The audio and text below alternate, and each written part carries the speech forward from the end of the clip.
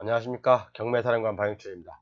저번 시간에 계속 이제 유치권의 사례를 들어서 설명드리고 있는데요. 대부분 유치권은, 제가 설명드렸죠. 이 물건은 다시 한번 말씀드리지만, 이 물건은 유치권하고, 관계가 없는 거예요. 지금 제가 설명드리는 물건하고 관계가 없고, 기타 참고사항으로 제가 아래 나와 있는 코멘트를, 설명드리고자 하는 거예요. 점유 관계를 설명드리고자 하는 거기 때문에, 특별히 신경 안 쓰셔도 됩니다. 자, 유치권이 제가 뭐라 그랬죠? 유치권은 타인의 물건을 점유한다 했잖아요. 그죠? 점유. 가장 중요한 건 유치권에서 점유예요, 점유. 그죠? 점유가 없으면, 점유가 없으면 유치권이 성립 안 되죠. 우리가 이제 타인의 물건을 점유한 자는 그 뭐 변제의가 도래할 때까지, 도래할, 뭐 어쩌고저쩌고 뭐 나와 있잖아. 유치권을 행사할 수 있다라고 돼 있는데, 자, 유치권에서 가장 중요한 건 점유입니다. 그죠? 점유가 없으면 유치권이 성립이 안 돼요. 이게 어쨌든 제일 중요한 첫 번째 요건이라고 보면 됩니다. 자, 그럼 점유를 언제부터 해야 되냐? 어떤 사람이 이렇게 공사를 하고 있었어요. 집을 짓고 있었는데, 자, 돈을 안 줘서 이 사람이 이제 그 토지주가 과다한 채무를 해서 부도가 났어요. 부도가 나서 이때 경매가 들어갔습니다. 경매 신청이 됐어요.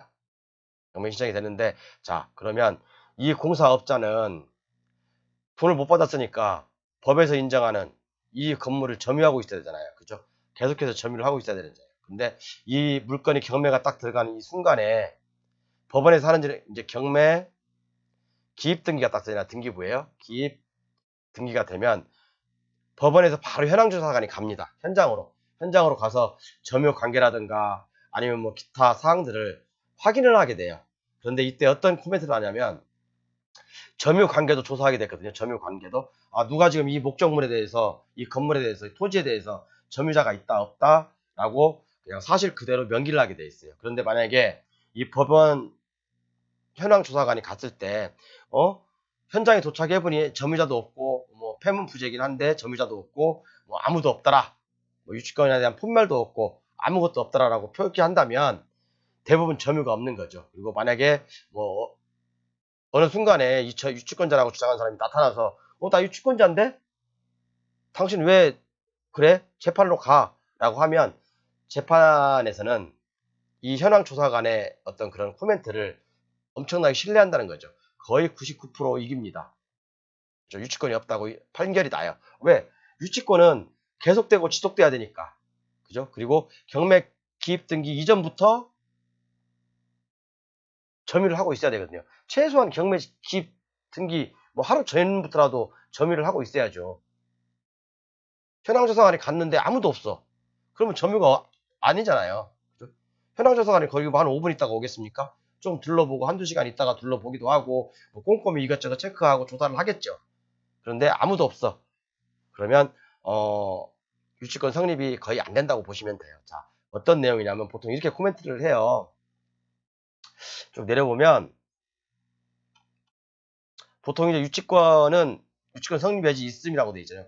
유치권은 뭐 내가 아무 때나 신고할 수도 있어요. 경매 기입 등기 이후에도 신청할 수도 있고, 뭐 그 이전에 신청할 수도 있고, 뭐 낙찰을 받았는데, 그죠? 낙찰을 받은 다음날 신청할 수도 있고, 그건 유치권자 마음이에요. 근데 중요한 건 그것은 그 사람 마음이지만 법에서 인정하는 것은 점유를 하라 이거잖아요. 점유를. 그죠? 당신이 진정한 유치권자라면 점유를 했을 것이고, 그죠? 설령 유치권 신고를 안 했다 하더라도 진짜 점유를 하고 있다고 한다면 유치권이 인정되는 거죠. 법원에 꼭 신고를 해야지 유치권이 인정되는 건 아니에요. 신고 안 해도 돼요. 그냥 내가 이게 경매가 넘어갔어. 그냥 내가 점유하고 나 유치권자라고 광고하고 그러면 되는 거예요. 그럼 유치권 인정될 수 있습니다. 진정한 유치권자라면. 그런데 꼭 뭐 유치권을 신고할 필요도 없고, 그죠? 유치권 신고할 필요도 없고, 그런 게 현실이다 보니까 자, 이제 이런 그 유치권 신고가 들어왔어요. 누구누구로부터 공사대금 3억 9,300만 원을 하였으나 그 성립 여부는 불분명. 당연히 불분명하죠. 그죠? 이 유치권자가 끝까지 나 유치권자라고 주장한다면 법으로 가야 되겠죠. 자, 그럼 우리는 그 유치권자를 깰 수 있는 게 가장 큰 무기가 뭐죠? 점유를 하고 있었냐 안 하고 있었냐 그거잖아요. 우리가 뭐 법원 그 경매 기입 등기 이전부터 이 물건이 지금 이렇게 이 상태에 와 있는데 이때부터 뭐 우리가 쳐다볼 수 있는 건 아니잖아. 근데 이때 아까 설명드렸지만 이때 확인할 수 있는 사람은 누구라겠죠? 법원의 현황조사관.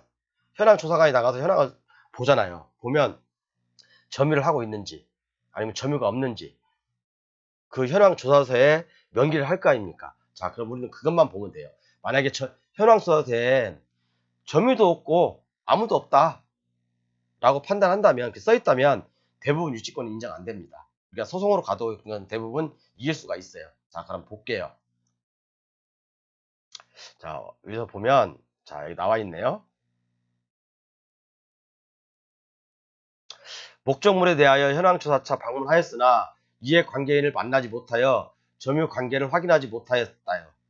여기까지는 그래요. 자, 목적물에 대하여 현황조사차 방문했잖아요. 현황조사관에 방문했잖아요. 그죠? 방문했는데, 그죠? 이해관계인을 만나지 못하였대요.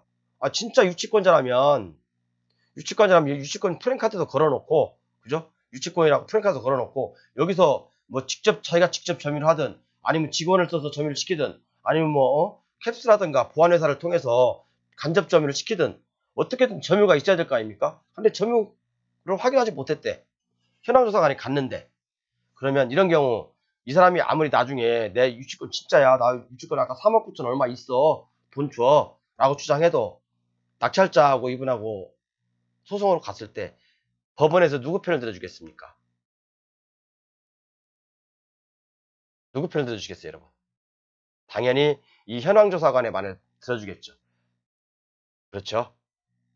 그렇기 때문에 유치권은 점유가 가장 중요하고요. 점유는 경매 기입 등기 이전부터 지속돼야 되는데, 만약에 현황조사관이 이 목적물을 방문했을 때 점유도 없었다, 그렇게 코멘트를 한다면 대부분 유치권은 깨지게 돼 있어요.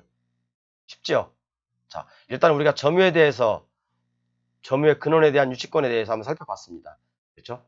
다음에는 이제 그 기계 아니면 이제 다른 유치권에 대해서 설명해 드릴게요. 제가 사례가 한 7, 8가지 있다고 했잖아요. 이제 첫 번째 시간에는 유치권의 원론적인 걸 말씀드렸어요. 법정을 보여드리면서, 그 두 번째는 점유가 없다, 이런 것들은 유치권 인정 안 될 가능성이 높다라고 제가 말씀드렸어요. 자, 오늘 강의는 이렇게 좀 짧게 마무리하겠습니다. 감사합니다.